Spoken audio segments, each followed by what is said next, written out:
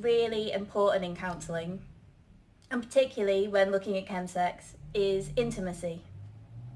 It's something that we all want, and yet sometimes we don't really understand how to get it.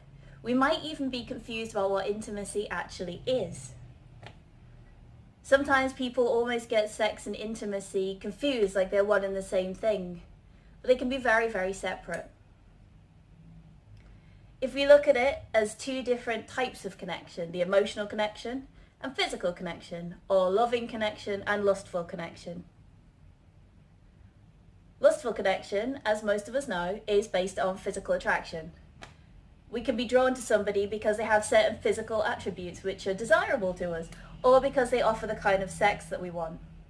This is often seen on Grindr when people describe themselves based on their bodies and based on what they have to offer. This can be more straightforward because the person becomes a way of getting what you want, what you need, and it's mutual. So it's simple, it's a simple interaction. But just because you've had sex with somebody doesn't mean there's been intimacy there. On the other side, you have the loving connection.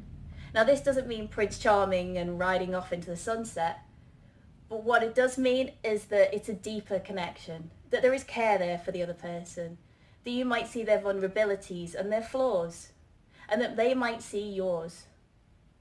This can feel really difficult because sometimes these flaws feel too much for us to take, or they might feel undesirable, and so we don't want to show them to other people. It also feels difficult because once you see somebody as a whole human being that has flaws and weaknesses as well as beautiful parts to them, then we have to worry about them. We have to be concerned about what happens.